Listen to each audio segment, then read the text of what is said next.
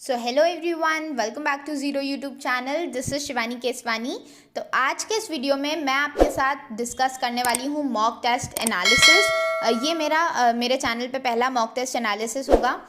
मैंने कल वाले वीडियो में आपको बताया था कि प्रैक्टिस मॉक का एक फ्री टेस्ट है एसबीआई जूनियर एसोसिएट या क्लर्क का, उसको आपको लगाना है और उसको साथ में एनालाइज करेंगे अपन और देखेंगे कि कौन से क्वेश्चंस को पहले अटेम्प्ट करना चाहिए, कौन से क्वेश्चंस को बाद में अटेम्प्ट करना चाहिए। तो वही चीज़ को मैं इस वीडियो में कवर करने वाली हूँ। अगर अभी तक आपने वो टेस्ट नहीं लगाया है तो पहले जाके वो टेस्ट लगाओ और फिर आके ये वीडियो देखो, वरना यहाँ पे आपको आंसर्स पहले ही पता चल जाएंगे तो वो फिर फेयर जजमेंट नहीं होगा। तो आप पहले जाके वो टेस्ट दे के आओ और फिर देखो कि आपको किस तरीके से टेस्ट देना चाहिए था जिससे कि आप भी इतना अच्छा स्कोर कर पाते। मैं आपको पहले से ही बता देती हूँ कि ये टेस्ट थोड़ा मॉडरेट लेवल का है, एग्जाम में इससे थोड़ा सा कम लेवल का आता है। ठीक है, तो जाके पहले लगा के आओ। लिंक आपको डिस्क्रिप्शन बॉक्स में सबसे टॉप पे मिल जाएगी। ठीक है, तो वीडियो स्टार्ट करने से पहले मैं एक और अनाउंसमेंट कर देती हूँ कि ये जो वीडियो रहेगा इसके बाद मैं एक और वीडियो प्लान कर रही हूँ जो कि रहेगा ऑलिव बोर्ड का जो फ्री मॉक टेस्ट है एसबीआई जूनियर एसोसिएट या क्लर्क का, उस पे मैं एनालिसिस वीडियो बनाऊंगी। तो उसका भी लिंक मैंने आपको सेकंड नंबर पे दे दिया है और आपको पिन्ड कमेंट में भी मिल जाएगा। तो वो टेस्ट आप आज लगा लेना इस एनालिसिस वीडियो को देखने के बाद और फिर उसका एनालिसिस करेंगे अपन कल। ठीक है, तो साथ में अपन वो भी करेंगे। अब आ जाते हैं इस वीडियो पे, तो लेट्स गेट स्टार्टेड। यहाँ पे अगर आप मेरा स्कोर देख पाओ तो 92.75 आया है आउट ऑफ 100, रैंक 6 आई है और आप एवरेज स्कोर देख के ही समझ पाओगे कि 23.41 स्कोर रहा है एवरेज बच्चों का। मतलब यहाँ पे थोड़ा सा मॉडरेट लेवल का पेपर था। ठीक है, और 94 मेरे अटेम्प्ट्स रहे, 99.97 परसेंटाइल रही, परसेंटाइल भी काफ़ी अच्छी आई है। अब आ जाते हैं हम लोग एक्यूरेसी पे, तो 98%। अब आ जाते हैं सॉल्यूशंस पे। तो यहाँ पे मैंने सेग्रीगेट कर लिया। आपने अगर टेस्ट दिया होगा तो मैं आपको बता दूं, यहाँ पे एरर्स के क्वेश्चंस थे, पैराजम्बल्स के थे, स्पेलिंग या कॉन्टेक्चुअल वाले जो क्वेश्चंस आते हैं वो थे। 7 क्वेश्चंस आरसी पे आए थे आपके, रीडिंग कॉम्प्रिहेंशन। 3 क्वेश्चंस फिलर्स पे आए थे, फिल इन द ब्लैंक्स, और आपके 5 क्वेश्चंस मैच द कॉलम पे आए थे।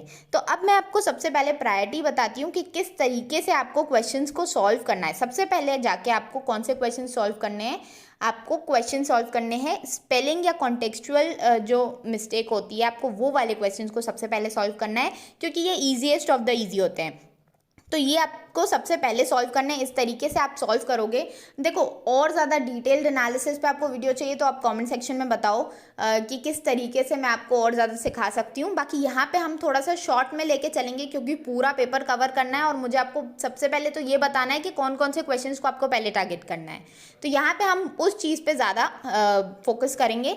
तो इन क्वेश्चंस को जब आप सॉल्व कर लेते हो, जब आप एनालाइज करते हो, तो आप सॉल्यूशन ज़रूर पढ़ा करो, भले ही आपका वो क्वेश्चन सही गया हो या गलत गया हो। सॉल्यूशन पढ़ने से क्या होता है कि जो जो वर्ड्स आपको नहीं पता थे उनके मीनिंग्स पता चल जाते हैं। दूसरी चीज़ क्या होती है कि जब मैथ्स और रीजनिंग के क्वेश्चंस लगाते हो तो सॉल्यूशन देखते हो तो आपको क्या पता चलता है कि उसी का जो क्वेश्चन आपने सॉल्व किया है, हो सकता है आपने थोड़ा लंबा मेथड यूज़ किया हो, उसका ही शॉर्ट मेथड कैसे हो सकता है, वो भी चीज़ें आपको नई नई पता चलती हैं। तो हमेशा पूरे पेपर को एनालाइज किया करो, ना कि सिर्फ जो गलत गए और अनअटेम्प्टेड रहे। ठीक है, तो इस तरीके से आपको सारे क्वेश्चंस को सॉल्व करना है। अब मैं यहाँ पे आपको जल्दी जल्दी दिखाती जाऊँगी। सबसे पहले ये 5 क्वेश्चंस आपने स्पेलिंग और कॉन्टेक्चुअल वाले कर लिए। इसके बाद आपको क्या करना है, इसके बाद आपको फिलर्स पे जाना है। फिलर्स के सिर्फ 3 क्वेश्चंस आए हैं यहाँ पे, ये 3 क्वेश्चन फिलर्स के आपने कर लिए। ठीक है, फिलर्स के बाद, क्योंकि ये मुझे इजी लगता है, अगर आपको कुछ और पहले इजी लगता है तो आप पहले उसको करो, कोई दिक्कत नहीं है। बट आप ऐसे करके ट्राई कर सकते हो कि हो सकता है कि आपको ये वाला मेथड जम जाए। ठीक है, इसके बाद आपको क्या करना है, मैच द कॉलम देखना है, क्योंकि usually match the column easy आते हैं बट इस वाले पेपर में थोड़े मैच द कॉलम थोड़े से मॉडरेट लेवल के थे, या मैं कहूँगी डिफ़िकल्ट लेवल के थे, क्योंकि यहाँ पे थोड़ा सा मुझे भी प्रॉब्लम आई। इसलिए आप मैच द कॉलम, वैसे तो मैं इसको 3rd प्रायोरिटी देती, बट क्योंकि यहाँ पे थोड़े से टफ लगे मुझे, मैंने 1-2 पढ़ के देखे थे तो मुझे नहीं समझ आ रहे थे पहले गो में, तो मैंने इनको हटा के पहले चली गई मैं एरर वाले पोर्शन पे। ठीक है, एरर को मैं हमेशा 3rd लास्ट पे रखती हूँ। ठीक है, क्योंकि एरर्स मुझे थोड़ा सा टफ वाला पोर्शन लगता है मेरे लिए, तो मैं एरर को हमेशा 3rd लास्ट पे रखती हूँ। लेकिन यहाँ पे एरर्स ईजी थे, तो वही बेसिक सा होता है कि आपको पहले प्रायोरिटी तो जमा लेनी है और फिर आपको समझना है कि उस पेपर में क्या ईजी था क्या टफ था। तो यहाँ पे मैंने देख लिया एरर के 5 क्वेश्चंस मैंने सॉल्व कर लिए। उसके बाद जब मैंने पैराजंबल देखा, क्योंकि उसके बाद पैराजंबल की बारी आती है, ठीक है, सेकंड लास्ट पे मैं पैराजंबल करती हूँ, लास्ट में आरसी करती हूँ। तो जब मैंने पैराजंबल पढ़ा तो इतना ज़्यादा लिंक नहीं कर पा रही थी मैं, तो गिवन टाइम में पैराजंबल को करना थोड़ा सा टफ था। तो इस वजह से मैं सिर्फ स्टार्टिंग वाला स्टेटमेंट ही ढूंढ पाई और वो लगा के मैंने इसको सीधा स्किप कर दिया और 4 क्वेश्चन मैंने छोड़ दिए। इसके बाद मैं सीधा पहुंच गई आरसी पे, क्योंकि अभी मेरे मैच द कॉलम वाले क्वेश्चंस भी बचे हुए थे, तो फिर मैं सीधा आरसी पे चली गई। अब आरसी जब पढ़ेंगे तो आरसी भी यहाँ पे थोड़ा सा लेंदी आया था, तो मैं आपको इसलिए बोल रही हूँ कि ये जो पेपर था ये थोड़ा सा ऑन द मॉडरेट साइड था, ईजी नहीं था। जैसा एग्जाम में आता है वो ईजी होता है इससे, तो आप टेंशन मत लेना अगर इसमें आपका कम स्कोर बने, क्योंकि यूजुअली बहुत सारे बच्चों के कम ही स्कोर आएंगे इसमें, 60 से भी नीचे चले जाएंगे बहुत सारे बच्चे, ठीक है। तो यहाँ पे जब आप आरसी देखते हो तो आरसी में सबसे पहले क्या किया करो, आप वोकैबुलरी बेस्ड क्वेश्चंस कर लिया करो, जो कि इसमें 2 दिए थे, एक तो डाइवर्ज का अपोजिट बोला था और एक क्वैश का सिनोनिम बोला था, तो वो पहले कर लो आप और फिर बाकी के क्वेश्चन करो। तो सबसे पहले आप क्या कर सकते हो, या तो क्वेश्चंस की एक बार रीडिंग मान लो, यूजुअली ज़्यादातर क्वेश्चंस ऐसे ही होते हैं, क्या कौन सा स्टेटमेंट ट्रू है कौन सा फॉल्स है, तो उनको स्टेटमेंट्स को आपको नहीं पढ़ना है। बाकी जो कुछ क्वेश्चंस जो पॉइंट टू पॉइंट पूछ रहे हैं उनको आप पढ़ के फिर आप पूरा अपना आरसी पढ़ना स्टार्ट करो। अब देखो आरसी पढ़ना मेरे लिए इतना ज़्यादा डिफिकल्ट नहीं रहता है, इवन मैं बहुत जल्दी आरसी पढ़ लेती हूँ। ये वाला आरसी भी पढ़ने में मुझे मुश्किल से 3 मिनट लगे होंगे, वो इसलिए क्योंकि मैं एडिटोरियल्स पढ़ती थी, ठीक है। एडिटोरियल पढ़ने से मेरी स्पीड बहुत ही तेज़ हो गई और मैं जल्दी जल्दी समझ के आगे बढ़ती जाती हूँ। आपको अभी स्टार्टिंग में प्रॉब्लम आ रही होगी, आप मेरी इंग्लिश वाली स्ट्रैटेजी वीडियो देख सकते हो, उसमें मैंने डिटेल से बता रखा है कि आप किस तरीके से अपनी इंग्लिश पे वर्क कर सकते हो, ठीक है। तो मुझे ये पढ़ने में बहुत ज़्यादा टाइम नहीं लगा, मैंने जल्दी से पढ़ के इसके क्वेश्चन टिक कर लिए और ये बहुत ही आरसी भी थोड़ा सा मॉडरेट लेवल पे था, ठीक है, इतना इजी नहीं था। तो यहाँ पे इजी क्या था, यहाँ पे स्पेलिंग कॉन्टेक्चुअल वाले इजी थे, फिलर्स इजी थे, एरर्स इजी थे, ठीक है।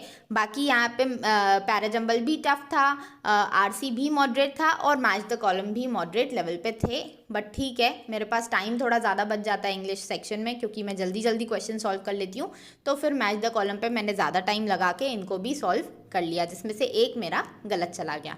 यहाँ पे अपन इंग्लिश का एनालिसिस ख़त्म करते हैं, चलते हैं क्वांट्स पे। क्वांट्स के किस टाइप के क्वेश्चन आए थे वो देख लेते हैं अब, ठीक है। यहाँ पे आएंगे जब हम, तो 31, यहाँ पे कितने क्वेश्चन सही गए हैं मेरे, 33 क्वेश्चन सही गए हैं और गलत कोई भी नहीं गया। 2 क्वेश्चंस मैंने अटेम्प्ट नहीं किए टाइम की कमी की वजह से, ठीक है। तो यहाँ पे आपके 5 क्वेश्चंस आए थे बारग्राफ पे, आपके कुछ क्वेश्चंस थे अरिथमेटिक से, 5 रॉन्ग नंबर सीरीज के क्वेश्चन थे, 11 सिंप्लीफिकेशन के क्वेश्चन थे और केसलेट डी आई थी 5 क्वेश्चंस वाली।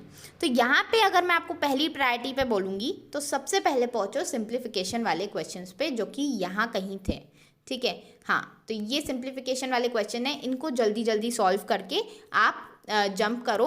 सबसे पहले सिंप्लीफिकेशन के कंप्लीट करके जंप कर लो बारग्राफ पे, क्योंकि वो मुझे थोड़ा रॉन्ग नंबर सीरीज से इजी लगता है, इसलिए मैंने पहले बारग्राफ उठा लिया।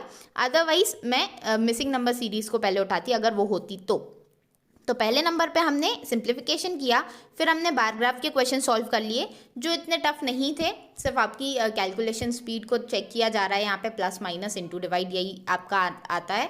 इसके बाद हम जब अरिथमेटिक के क्वेश्चंस देखेंगे, केसलेट भी इजी थी, केसलेट इसके बाद आप केसलेट कर सकते हो, ठीक है, केसलेट कर लो आप इसके बाद और फिर आप पहुंच जाओ आपके अरिथमेटिक के क्वेश्चंस पे। तो अरिथमेटिक में आपके एक टाइम इन वर्क से आया था, एक पार्टनरशिप, एक आपका मेंसुरेशन का था, एक कंपाउंड इंटरेस्ट का, एक P&L प्रॉफिट एंड लॉस, एक एज से आया था, एक डिस्टेंस टाइम स्पीड से आया था, एक मिक्सचर एलिगेशन से आया था।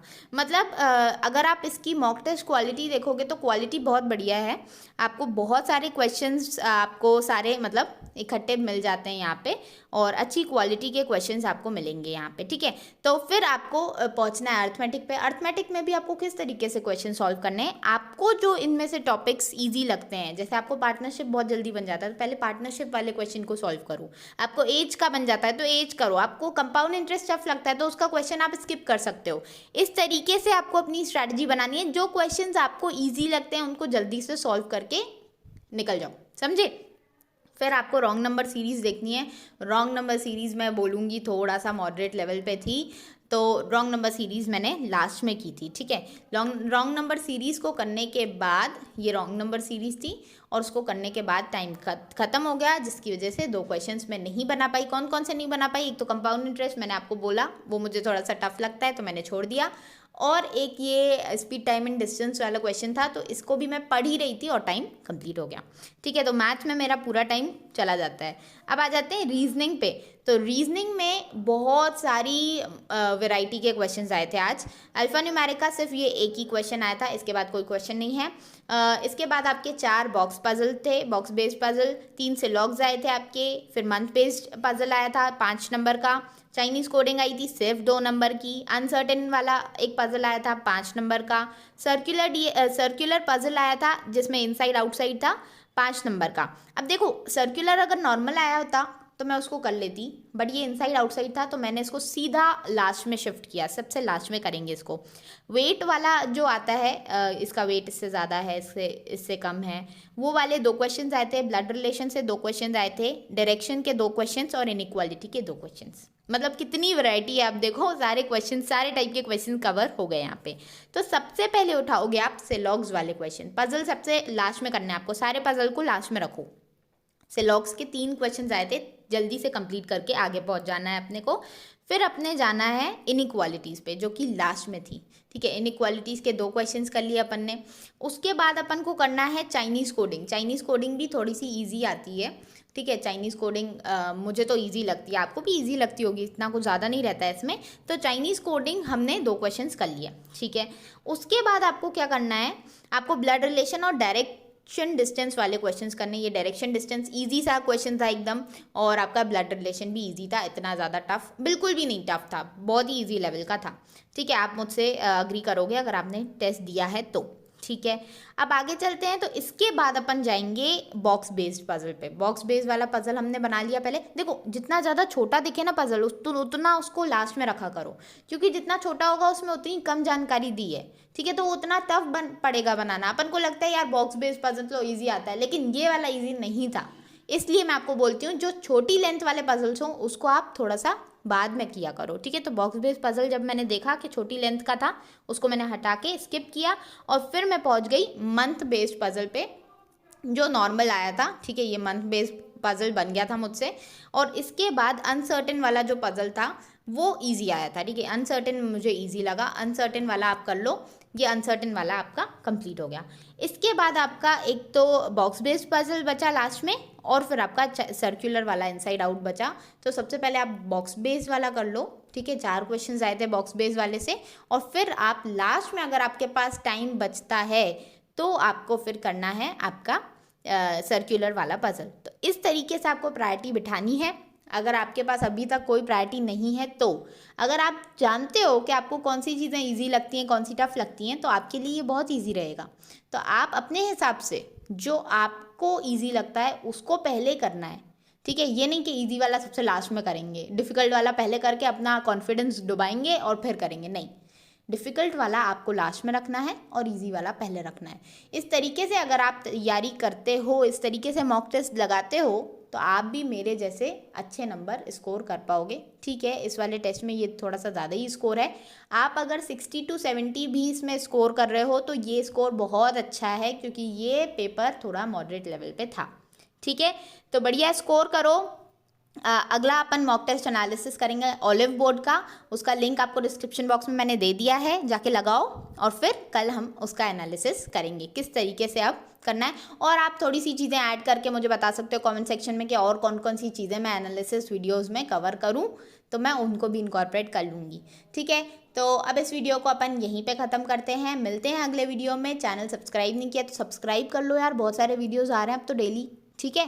सब्सक्राइब कर लो, आपको तभी तो नोटिफिकेशन आएगा और तभी मेरा कॉन्फिडेंस बूस्ट होगा। तो मेरे कॉन्फिडेंस के लिए सब्सक्राइब कर लो, या फिर आपको अच्छा कंटेंट प्रोवाइड कर रही हूँ उसके लिए सब्सक्राइब कर लो।